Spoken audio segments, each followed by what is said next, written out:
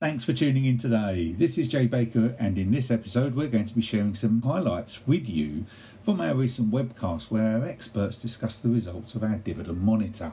Our Dividend Monitor is the UK's most comprehensive and reliable tracker of the income paid by companies to their shareholders. As you might expect, the results this quarter have been extraordinary. If you want to download the full report, you can find the link in the description of this episode. But for now, you're now going to hear everything you need to know from Link Group's Susan Ring, the CEO of our Corporate Markets division, Kit Atkinson, our Head of Capital Markets, Scott Poulier, our Client Strategy Director, along with our guest speaker Mark Baker, Director and Head of Research at Team Spirit. Now that's all you're going to hear from me for now. I'm going to go and put the kettle on and listen to what they had to say. I'd encourage you to do the same. Welcome to our very first Dividend Monitor webcast. With the help of Orient Capital's webcast services, we're very pleased indeed to have the opportunity to discuss what industry experts think of the latest dividend results. But first, allow me to introduce myself and the expert panel with you today. So I'm Susan Ring, Chief Executive of Corporate Markets for Link, and I'm joined today by Mark Baker, Director and Head of Research for Team Spirit, Kit Atkinson, Head of Capital Markets for Corporate Markets at Link, and Scott Poulier, Client Strategy Director at Link. So thanks to you all for joining me. Just to explain the context for holding this webcast, COVID-19 has, as I'm sure you'll all agree, created a once-in-a-century health and economic crisis, just 12 years after the once-in-a-century global financial crisis. And as the world has grappled with low yields on assets ever since the global financial crisis, dividends have become arguably the most important source of income for investors. Yet this crisis has impacted dividends more than any other since World War II. Our first quarter Dividend Monitor was published as wave after wave of companies were cutting and cancelling dividends. Some were forced to by the PRA at the Bank of England, others through moral suasion, and others to protect their financial position. Our assessment, published during the fire and fury of April, has turned out to be very accurate as it happens. As the quarter has closed, we believe we now have a much clearer picture of the full impact for the year and beyond, and we wanted to share that with you all. I'd now like to turn to our panel to gain their input and views on this. And if I may, Mark, can I just turn to you first of all, please? We were clearly fighting fire and fury and made a number of predictions, and those turned out to be quite accurate as it happens, as I mentioned. So we predicted what we thought would unfold, and in the second quarter, we've seen the range of options around likely outcomes narrow, Mark. What do you think it looks like now? It was like analytical whack-a-mole back in April, trying to keep track of all the cuts and cancellations in such a fast-moving situation. So by the time we published, which was at the very beginning of April, we reckoned that about the best case was to see a 27% fall in dividends this year and for them to roughly halve on a worst-case basis. Now that, even the best case, would have been one of the worst years ever. And then, through the second quarter, we've been able to get a lot more clarity. Actually, a lot more companies also then went on to announce cuts, but not all of them were cancelling. So where we've ended up in the second quarter, we've seen payouts fall. If you exclude all the one-off specials, which make a bit of, they kind of confuse the picture a bit, dividends halved in the second quarter, so falling £16 billion. And amazingly, 3/4 of companies that typically pay in the second quarter have cut or cancelled their payouts. 176 of those are outright cancellations. I mean, the word unprecedented gets used an awful lot in 2020, but this is another example where it really is. Yeah, it certainly applies, doesn't it? And just for context then, how does that compare to the global financial crisis, given that that's obviously previously been billed as the benchmark for how bad things can get? That's actually a really good question to try and compare the two, given that they're both, crises of such enormity. Well, if we look at the peak to trough decline in dividends during the financial crisis, the fall was actually only 15% in the UK. So it's doubtless already we're seeing that this time around it's going to be much worse than that. for the full year, 2020 isn't going to be where the full worst impact will be felt. We'll see the kind of low point hit by the end of March, because obviously the crisis really began in March this year. So the kind of 12-month impact will bottom out by the end of the first quarter next year. But I think what's worth saying here is that companies acted really, really fast this time round. So what that means is they can start to restore payouts more quickly. So I think that it's a kind of fast and deep cut, but hopefully we can start to see it bounce back by the beginning of the second quarter next year. Yeah, perhaps lessons were learned from last time around in terms of how companies have reacted then. Yeah, I think so. Yeah, and just out of interest, how does the UK look when you compare it to elsewhere and internationally? Well, that's another great question. So obviously the Link Dividend Monitor focuses very much on the UK, but we do have a bit of insight on what's going on elsewhere from our friends at Janus Henderson, who do a bit of work on the global picture. And the questions, the big questions there are really, if you want to see how it's going on around the world, the first question is how severe was the outbreak? The second question is how regulators have responded. And the third question is actually to do with the way dividends are timed, the seasonality. So if you break all that down, then UK and Europe look like they're roughly in line with one another. So both seeing quite a severe hit, both in the second quarter and this year. But Asia and the US are some way ahead and unlikely to see anything like the same sorts of declines this year. The one thing that's worth pointing out, though, is that actually in the US and in Asia, the dip will be more prolonged. So we're likely to see that kind of being spread more into 2021, simply because of the way companies time the way they pay their dividends. So that's when this is all finally said and done, the UK and Europe won't look quite as bad as they do compared to Asia and the US right now. Okay, no, that's great. Thanks, Mark. And perhaps we'll unpack that a little bit further later on as well. But Kit, if I could just turn to you, please, if you wouldn't mind. So taking that all into account, can I just get your view on what effect you think cuts have had on investor sentiment? Are investors happier to see financial prudence or frustrated at a loss of income, do you think? Well, I think given the unprecedented nature of the events we've seen, and certainly the prevailing feeling of panic and urgency that we felt in late March and early April, you'd imagine that most investors will be quite forgiving. But as the fog recedes a little, we're now seeing a touch of recovery in prices. Of course, the main indices have recovered about half of their initial losses.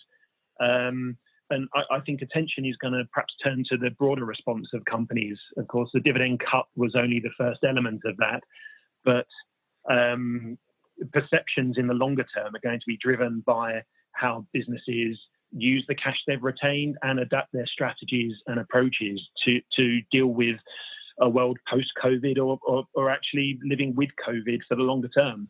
Yeah, no, I agreed with that. And I guess ultimately it does help to create healthier companies in the long run, I would imagine. So the fact that, we've had 124 companies, I think, rescind dividends after they've been declared, which must have hit investors hard. But I guess in the long run, if they're seeing that bounce back and it creates a healthier company that they're invested in, then, that is a better position for them in the longer term, despite the short-term pain. So just in terms of investor response, sorry, go on, Mark. Sorry, to quickly say, the question of dividends being rescinded is an interesting one because it's very, very unusual to have seen companies pull payouts that they had already declared and which had gone ex-dividend. And naturally, when shares go ex-dividend, the share price adjusts for the expected dividend. So that has actually, there was a real economic effect, if you like, a transfer of value that took place when that happened. But it's such an unusual crisis, it was obviously a necessary step that companies were taking. Yes, no, absolutely, agreed. And it does show how fast and furious this all unfolded as well, doesn't it? I think it gives evidence to that. Absolutely. Yeah, and again, Kit, Scott, maybe investor response. Then, would you like to comment on that? Yeah, certainly, Susan. I think over at Link, we've seen a reduction in 89 dividend payments in Q2 2020, but we haven't actually seen a high level of shareholder or employee shareholder complaints. I mean, that's hugely encouraging and demonstrates that shareholders have a good level of understanding, which is nice, and appreciation of the broader economic backdrop. I think one of the items that we'll obviously continue to do is monitor the level of shareholder engagement that we're getting through our contact centres and via email. And if we detect any trends, we will relay those back on to clients at the appropriate time. Moreover, we're actually discussing with one client at the moment to kind of revamp an existing shareholder survey in light of COVID-19. So the intelligence that we actually gain from that survey could be hugely valuable in terms of the insight, and will help us to kind of prioritise their strategic priorities moving forward, and also to enhance our delivery capabilities at Link. That's great, and really good to know, Scott. Bear in mind the overall landscape with a dramatic cut in dividends across, I think it was over 200 companies at the end, 176 cancelling and 30 cutting dividends. Just like to drill into that a little bit further. So, Mark, do you think the cuts within the financial sector, which obviously had a very significant impact here, would that have happened without the intervention from the PRA at the Bank of England? That's a really interesting question. So of that 16 billion decline, half of that came from the financial sector, and almost all of that was from the banks. And actually, when this all really began, there was a bit of a question mark about whether the UK banks would feel the need to cut. This wasn't a financial crisis. It still isn't a financial crisis. So it wasn't like the GFC 10 years ago, 12 years ago. And many commentators felt the banks were in a relatively good position to continue. What changed was the European Central Bank, which took a decision to ban dividends from European banks, and the Bank of England felt that it was just unsustainable for them to allow UK banks to carry on when that kind of context had changed so much. So they essentially banned UK banks then from paying. They did not ban the insurers, and they strongly sort of lent on them to hold their payouts back as well. Now, some sort of demurred and some didn't. L&G, for example, Legal & General ignored the pressure. They pushed on with their payout, but Aviva did cut. I think if we can infer from that, therefore, that if the banks hadn't been forced to cut, that probably not all of them would have done. And you can see, for example, how HSBC faced quite a lot of complaint from its Asian shareholder base when they did cut. HSBC and Standard Chartered actually do relatively little business in the UK compared to the rest of their operations, but they're regulated in London. So the question is whether they would have indeed gone ahead or not. Is certainly open. Whereas Lloyds and RBS were still, their dividends were still in recovery mode from a relatively low base from the GFC. So, question mark is whether they would have needed to. So, I think the evidence is out. I don't think all of them would have done. No, I think that's probably a fair evaluation of that. And Kit, what's your view? Do you think the PRA overreacted in forcing banks to cancel their dividends, and that caused unnecessary harm to investor income effectively? I think, as Mark noted, a touch of inevitability about it once the ECB instructed Eurozone banks to act in a certain way.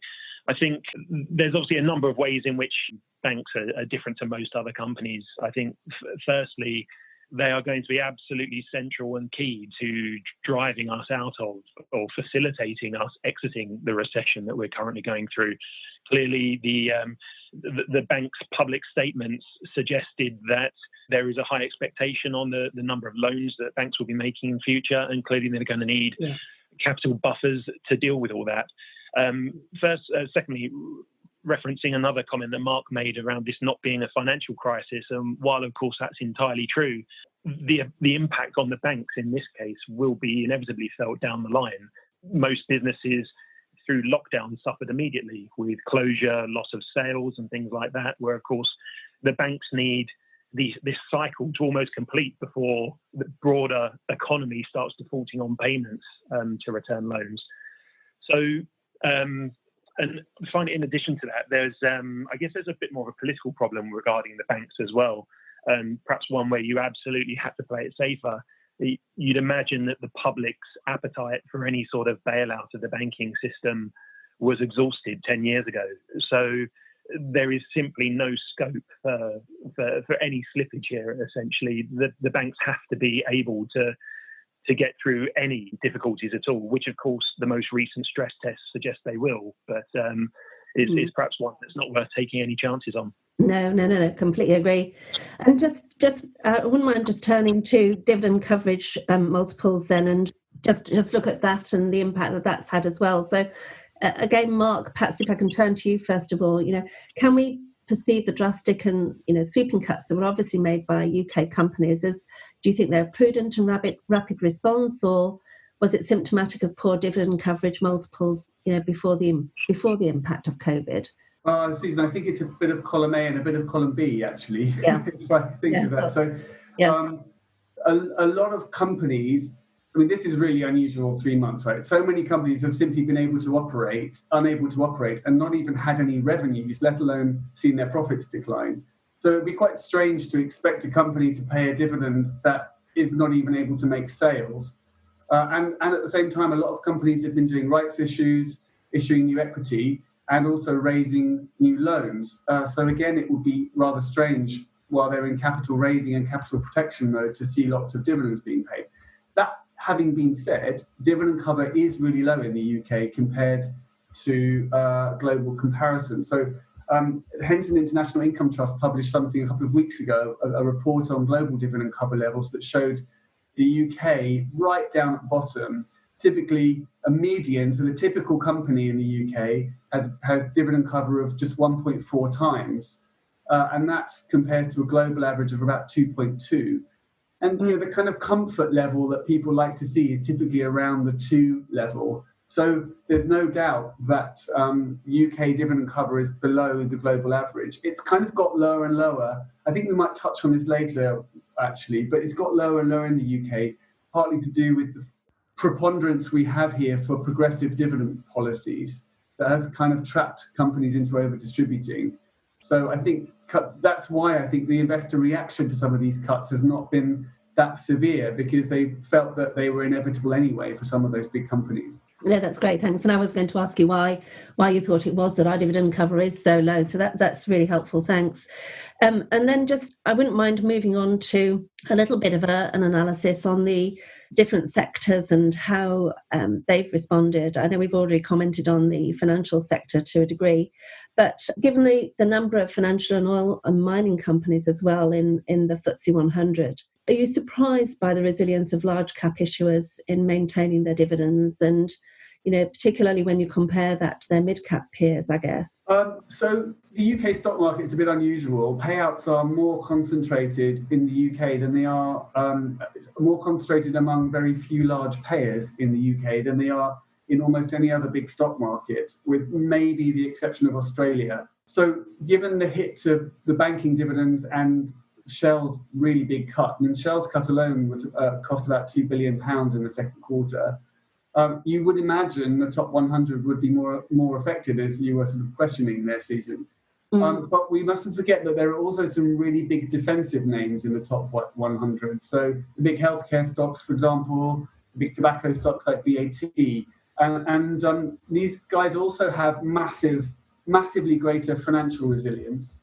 So they are better positioned to hang on. And we saw this last time as well in the GFC, that the top 100 saw their dividends fall much less than for the mid caps. So the top 100, we saw them fall 45% in the second quarter, and it was 76% down for the mid 250 on an underlying basis. And if you think about those mid caps, well, they have less balance sheet flexibility, so they can't just borrow more if they want to pay, or they can't get to market as quickly with new loans or with new equity as the bigger ones can. And they also are typically more affected by sudden changes in trading conditions than those big players are. And I think that pattern that we saw 12 years ago is playing out now, just with more ferocity. And would you say it's fair to say that those mid caps are more domestically focused and therefore more sensitive to the economic cycle and more sensitive therefore to what's occurred during lockdown? Yes, absolutely. If you think of what the kind of industrial companies and some of those, and all the kind of travel and leisure businesses are pretty much all concentrated in the mid 250, and those were the ones and retail, of course, who were most dramatically affected. So absolutely, from a sector mix perspective, they were more exposed. And to a certain extent, we've touched on this, but would you say that the disparity between the resilience of the FTSE 100 and the 250 indices was caused by sector makeup largely, or the asymmetrical impact of the crisis on the different industries, or even by the slimmer margins which mid-caps tend to operate under? Well, again, it's a combination of a lot of those things. So I would certainly say the sector mix is really important, and therefore their sensitivity to the UK market, to the UK economy, which has had a very severe lockdown, as we know, and also just that lesser financial resilience that they have, which means that if they need to preserve cash, they better do it quick. It's the right thing to do. If they don't have sales, they can't pay dividends. Yes, and I guess they've got less of an appetite to borrow as well, normally. Absolutely, less appetite and probably less capacity. I imagine that they won't be offered as generous terms. No, that's true. And turning to Scott, if I may, so obviously Link is market leader in the AIM space, and we haven't really touched on AIM so far. So, what was the value of the dividends that were cut in the second quarter 20? And again, do you have a perspective on that, please? Yeah, I mean, we've got circa 400 AIM clients, and we've seen a 45% decrease in the number of dividends that we've processed at Link during Q2. And that's an estimated value of circa 1.7 billion. Sorry, and that's looking at the clients, not just in the AIM space, but across the broader scale. From an AIM perspective, 22 of our clients actually cancelled their dividends with an estimated value of circa £70 million. Obviously, that is a huge chunk. And whilst it's disappointing from a shareholder's perspective, these companies have retained that cash on their balance sheets, which will enable them to take stock and move forward with more certainty, hopefully, into the rest of 2020 and beyond. No, thanks, Scott. Definitely agree with that. So again, considering the impact of this further, recent comments by the CEO of Goldman Sachs, admittedly made with reference to the US markets, he suggested that the recent market rallies have been over-optimistic and that investors are overlooking many of the medium-term risks which businesses will be faced with. So given the second quarter dividend payments in the UK and the perceived fair value of UK share prices, do you feel that the relative underperformance of the UK markets compared with their international peers represents a more realistic long-term level? Perhaps, Mark, if I could ask you to comment on that first, and then Kitty, if you've got anything to add to that, please, if you may. Well, I love questions like this, because trying to kind of unpick global valuation is always an interesting challenge. I think when we published our first quarter report, UK PLC had fallen in value by about £800 billion over the course of about 3 weeks, which is pretty extraordinary. And I think at the time we said, well, look, even allowing for our worst case expectation for dividends this year, that shares in the UK looked really undervalued at that time. And obviously what we've seen in the last 3 months is quite a big bounce back. And the UK market has not, as you said, Susan, bounced back as much as markets elsewhere. And I think if we look at the yield outlook for the UK now, if we just take dividends as a sort of simple yardstick through which to measure stocks, the UK market does not look undervalued anymore in the way it did 3 months ago, perhaps even fair value, as you were suggesting. But I think that the reason we can understand the UK market as being different to elsewhere is because the UK is a really much more of a value market. If we look at the companies listed in the UK, not many of them are the really big, exciting growth companies that you can see dominating the US. So those 4 big tech names that have actually been responsible for most of the uptick in share prices on the US stock market has come from Microsoft and Netflix and so on. We don't have any of those. And when interest rates fall to kind of low levels that we see now, actually growth gets valued much more highly at times when interest rates are extremely low, because the sort of value of those future payments is much higher in present day terms when you have a very, very low interest rate, or so-called discount rate. So actually the value stocks, which are more the UK's market, don't tend to do as well. There is some talk in the media now about a sort of rotation back into value. Well, we'll see. If that happens, then you may see the UK market start to perform a bit better. And Mark, just in terms of throwing it into the mix, what impact do you think that Brexit's had in relation to the UK stock prices then?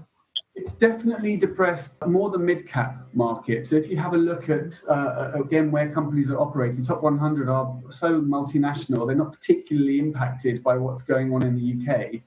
Valuations have been held back significantly by by kind of a perceived risk premium that has been placed on UK stocks and of course a perceived lower growth rate that might come from those mid-caps. So that was a problem that companies were battling already, even before the coronavirus situation hit. And obviously, there's a lot of concern, whichever side of the Brexit debate you're on. I think there's a lot of concern that companies don't want any disruption at the end of this year when the transition period ends. And just in terms of those depressed UK stock prices for the period where that's been the case, Scott, I know we obviously have our Link solution, Link share deal, our share dealing service. So what did we see transpire there? And, again, any views on that, please? Yeah, really, really extraordinary times during Q2 2020 when compared to 2019.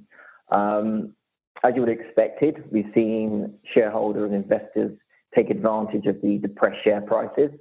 And we've seen an 87% increase in transactions, which is a whopping 173% increase in shares that have been acquired. From a sales side, we've seen a 65% decrease in transactions. However, and this is probably the key here, we've seen a 258% increase in the volume of shares sold in the market. So whilst you can see that some have taken the opportunity to acquire shares, the size of our sales transactions indicate that not all shareholders were prepared to wait and see if the equity markets would stabilize. For me, there's an opportunity here that we can explore further with our clients as well, and that's to support them with the kind of this new norm and their shareholder strategy. Share dealing programs are a really effective way of engaging with shareholders and offering the opportunity to increase and decrease their shareholdings in a really cost-effective manner. And I think, Mark, we discussed that this isn't just being replicated in the equities market. I think we've seen something happening over in the fund space as well. Yeah, so Calastone is a company that processes most of the transactions in the open-ended investment fund world, and they report monthly on the volumes of transactions crossing their network, and it's been actually phenomenal increases in overall trading volumes this year. And even more so than since the crisis hit. And I think that it totally reflects what you've seen, Scott. And it suggests that investors are more kind of engaged with their holdings than they would normally be.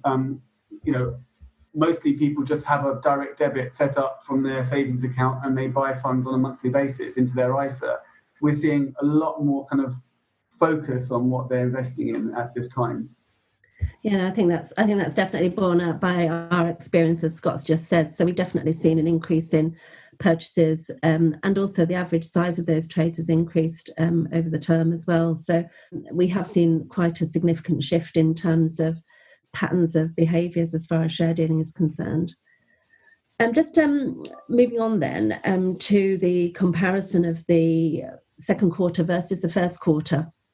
And I know, Mark, again, you've done some really extensive research and analysis on this. So what do you feel are the biggest shifts that we can see from the first quarter across to the second quarter this year? Well, the good news is that our worst case scenario is a lot less bad than it was 3 months ago, because now we have a lot more clarity over what companies are doing. The bad news is our best case is also worse than it was. So we now, Q2 has basically made it really clear what's going to happen. So the difference between our best and worst case is now just 4 percentage points. We expect on a best case scenario payouts to fall 39% this year to about £60 billion. That's excluding special dividends. And the worst case would see that fall about 43% to £56 billion. So that clarity is the thing that's really changed and enabled us to kind of give a much better estimate of the outcome. Yeah, so I guess during the first quarter, we were seeing things unfold and predicting the outcome, whereas now in the second quarter, now it's sort of played out. We've got a much clearer view as to exactly what's happened and is expected to happen, I guess. Is that fair to say, Mark? Definitely. Yeah. Okay. And then just in terms of what we can expect going forwards, I know you've alluded to it to an extent there, but what do you think that we can expect to see in terms of the gap between that best case and worst case slowly closing as we approach 2021? Well, we've closed it a lot already, but obviously as we get through the year, it's going to narrow even further. The third quarter is the other big season for UK dividends. So by the end of September, I imagine we'll have a pretty accurate point estimate of where we'll be for the year. Now, 2021 will see a rebound, partly because there were so many outright cancellations. Even companies just restoring some of their dividend will inevitably see quite a big bounce back next year. But I think it'll take a little while to get back to where we were in 2019. And, Kit, perhaps I can turn to you in terms of your view, please, with regard to just how possible you think it is for some of those second quarter cancellations to be restored later on in the year? Or is it going to take longer, as Mark's just suggested? Well, I mean, we've already seen certainly some indications from issuers that they certainly intend to reinstate for the latter part of this year.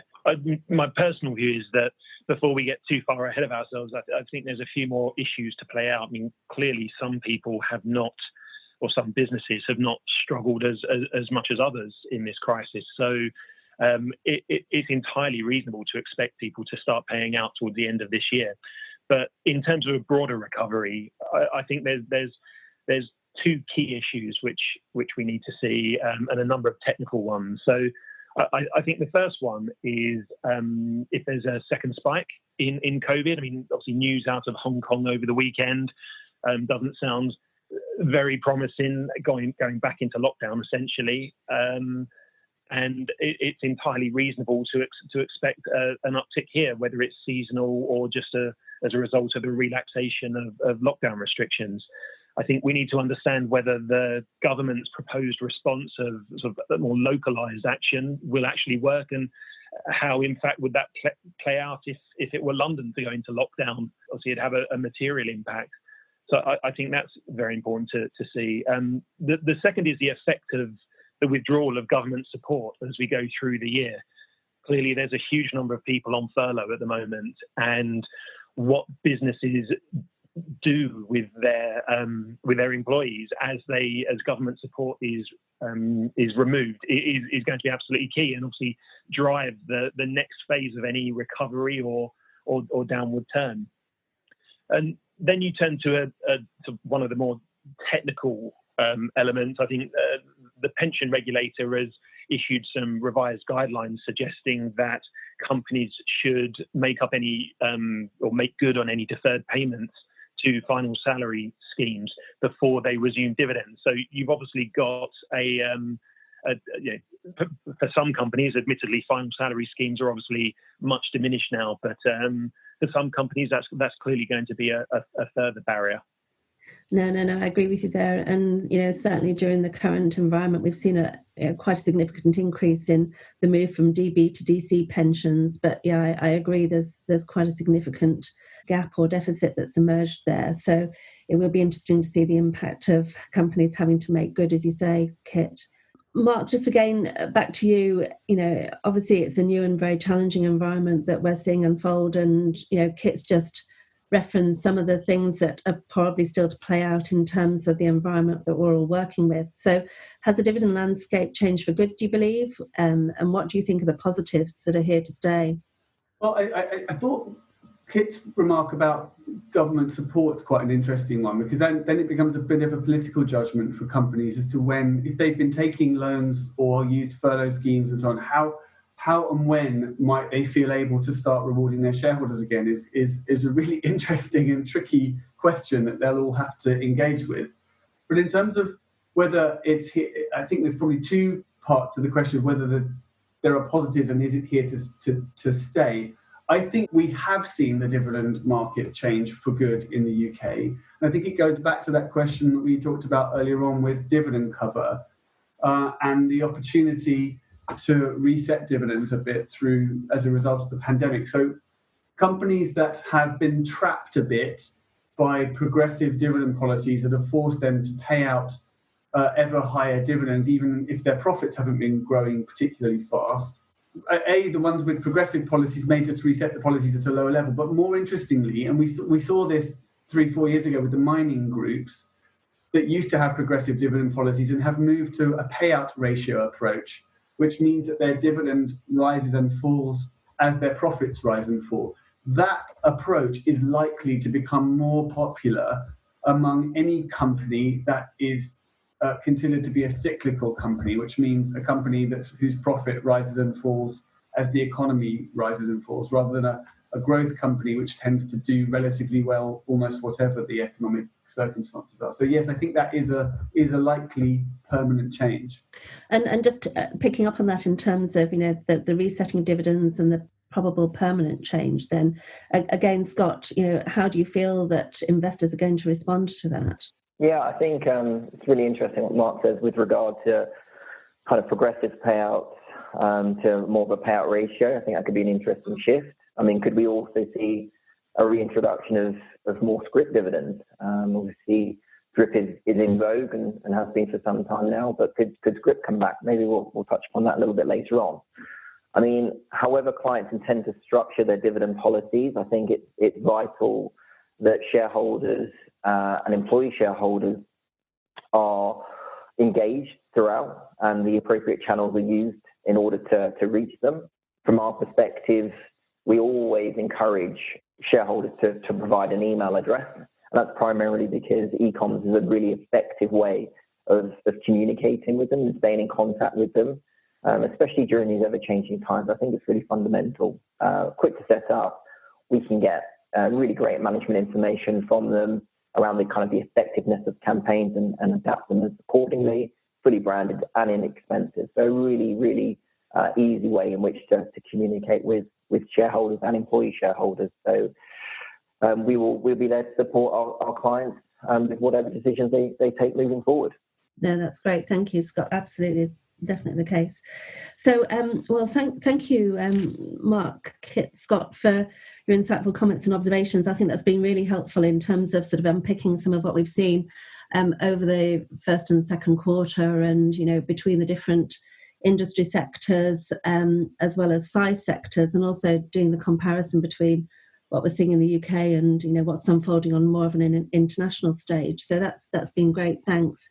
We have had one or two questions that have already come through whilst we've been talking. So just wonder whether I can pick a couple of those up. So the first question looks like this is a challenge for Link. So a question about what initiatives are Link working with clients on to ensure that shareholder engagement continues during these unprecedented times. So Scott, again, perhaps I can ask you to comment on that, please, if you wouldn't mind. Yeah, absolutely. I think we've obviously touched on a few initiatives and strategies that clients could potentially use moving forward, but it's vital again that the engagement is consistent throughout the piece, and kind of engaged shareholders is a kind of a prerequisite for most shareholder strategies.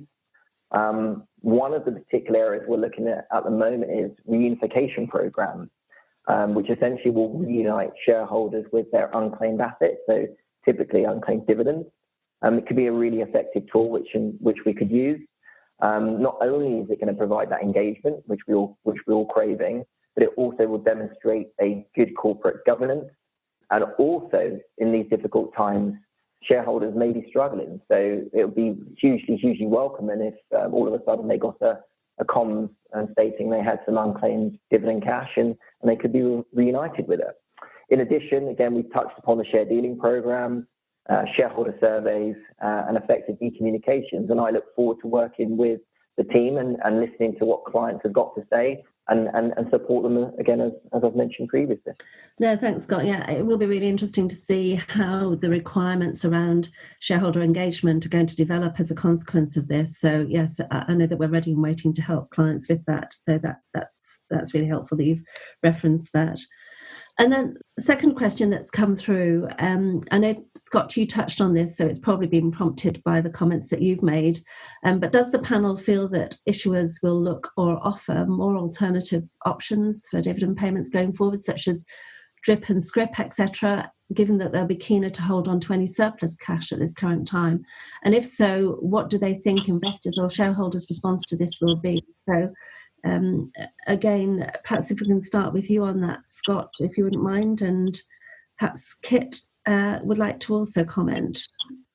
Kit, do you want to dive in first? Yeah, sure, I'll go with that. It's certainly something that we saw through the financial crisis was a shift. We'd seen a long shift towards DRIP away from scrip since tax advantages were removed several years earlier. Throughout the financial crisis, there was a clear move back towards scrip. Obviously, the reason being that companies are able to retain cash there without actually cutting or cancelling their dividends. And in this case, of course, that seems a perfectly rational expectation as well. I think just the speed with which this crisis has struck, and depending on your outlook, the speed of the bounce back is probably going to have more of an impact here, in that moving from a DRIP to a scrip, yes, of course, the company will retain cash, but you'd have to consider firstly the cost of launching that scrip program. Secondly, the speed of adoption by shareholders signing up to that process. And of course, that's where e-coms and things like that can help.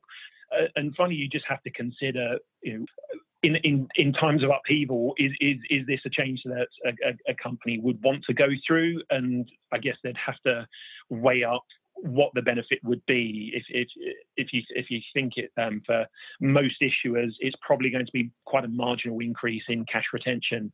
But each issuer is going to have to examine that themselves. They're going to know what adoption rates are for DRIP, and you'd hope that they will move across to a new scrip product.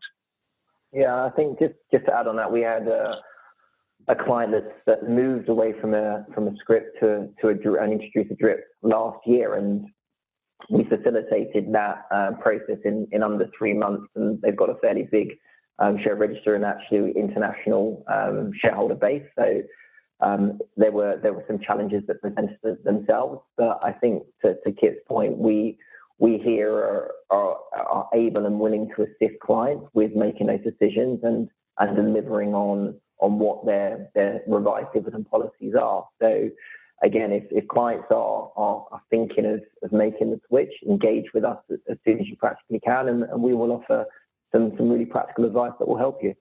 Can I just add, Susan? I think that scrip dividends it's an interesting approach, and they're usually quite popular with private shareholders, as far as I understand. But I do think that they need to be offered with a cash alternative. Otherwise, it's sort of pointless. If you look at Philips, for example, in the Netherlands, they went to 100% scrip for the second quarter, and they pay one dividend a year, I think. So they cancelled their cash dividend altogether, and actually, that's not a scrip anymore. It's just a share split, which doesn't have any economic value at all. And I think that is a bit of sleight of hand on behalf of Philips, which is probably not what shareholders really need. Whereas something that is more balanced and more nuanced, which you guys at Link are really good at helping your clients with, makes more sense. Yeah, no, sure. Thanks, Mark. No, that's really helpful, and yeah, I happen to agree. I think we're probably running slightly out of time for questions, but feel free to do pick up the phone to us or send your further questions through, because obviously more than happy to help. And it may well be that once you've read the Dividend Monitor report, it might prompt further questions. So please keep bringing them in. We're more than happy to answer them. So, as we just draw this session to a close, I wouldn't mind asking each of you to just summarise your perspectives on what we've seen emerge from the current crisis. So if you could sort of give me your summary first, please, Mark, if you wouldn't mind. Certainly. Thank you, Susan. So I think my perspective is this is a crisis like of which we've never really seen before. And companies have acted faster, more decisively, and actually with remarkable unanimity. And I think the idea is there's a bit of protection in the idea of collective action, that they've all kind of moved together. So I'm not particularly worried if one or two companies have skipped a dividend or two. I don't think that really affects their long-term value if they're able to generate a sustainable cash flow for their investors. But that's not to say that the crisis itself hasn't certainly sort of destroyed value. The world is poorer as a result of all of this, and it's therefore going to take time for companies to restore their operations and get us back to previous highs. But I'm pleased to see that the market has stopped its overreaction, if you like, to the fire and fury of the first quarter and is now behaving in a more rational way. Yeah, no, indeed. Thanks, Mark. No, that's a great summary. Thank you. And Kit, does your view differ, or would you endorse what Mark's just said? No, I mean, obviously, I very much agree with Mark what he said. As I alluded to earlier, I think there is another act to come in this play. The two key tests being, as I said earlier, the second wave of infections and employers' response to the withdrawal of government support. The estimates that we've made out to next year are becoming more reliable. We've got to place confidence in the authorities to react in the appropriate way, and businesses are increasingly showing that they are able to operate in spite of these circumstances. Here we are now talking remotely, something we probably wouldn't have been doing a year ago, not willingly anyway. So no, I join Mark in a touch of optimism, but with some more ground to run. Yeah, cautiously optimistic, as I say. And Scott, again, I know you have a slightly different perspective, but again, would you like to sort of share your summary of your views? Yeah, absolutely. So again, I'm totally aligned with what Mark and Kit have said thus far. I think from our perspective, it's ensuring that we've got our finger on the pulse when it comes to what our clients need and support for their shareholders and employee shareholders during these difficult times and obviously into the future.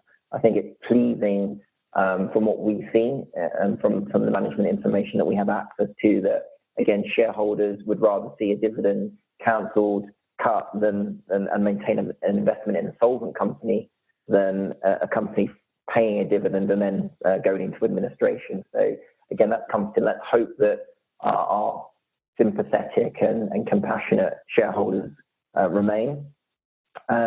I think moreover, again, let's just continue to focus on that engagement with shareholders, and we at Link will ensure that our frontline staff are aware of what companies are doing so that we can inform your shareholders effectively. So in the coming months and years, we look forward to working closely with you and implementing relevant changes to shareholder strategy. And it's just a case of being flexible and adapting. And again, the future will hopefully be a lot more positive than the start of 2020 has been. No, thanks, Scott. I wholeheartedly agree with that. And I guess also the other thing that we can offer clients is, best practice advice and solutions, and share with companies what we're seeing and how they can perhaps adopt that for their own organisations. Absolutely. No, so thanks all. That's been really helpful and, as I said, very insightful. So I guess we now need to wrap things up. And what I would say in summary from my side is that, yes, that it's been pretty grim times. But I guess to rephrase the old stock market adage, that sales are vanity and profits are sanity.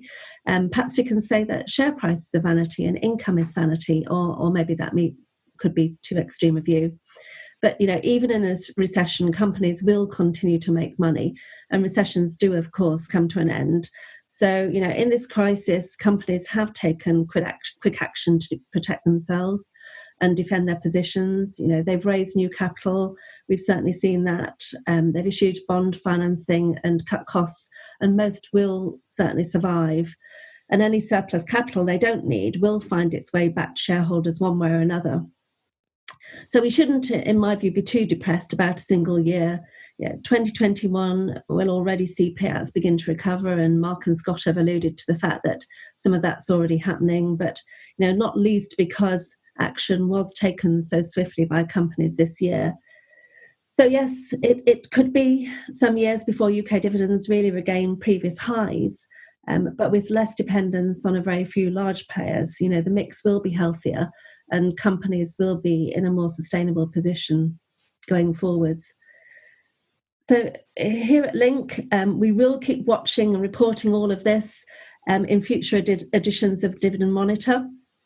So you can be sure that we'll keep you posted as things further develop into the future. We do take pride in providing a secure and sustainable service to our clients. During and after this once-in-a-century pandemic, it would be certainly foolish to deny that economies have and will continue to suffer.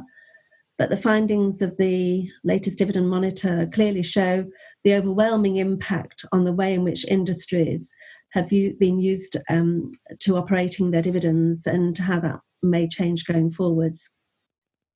So by sitting at the heart of the financial sector here at Link, whilst we're connected to key bodies, authorities and clients, we'll continue to bring insights to help our clients progress with confidence in a challenging financial world and look forward to establishing a new and more sustainable norm.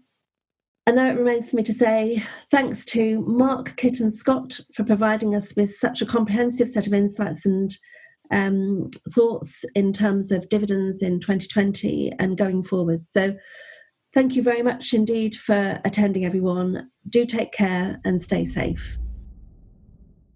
Well, some interesting points being raised there. And just a reminder that you can download the full report using the link in the description. And whilst I've got you, if you like what you hear, you can hit subscribe on whatever platform you're listening to us on, and you'll be notified each time we release a new episode. Thanks again for listening.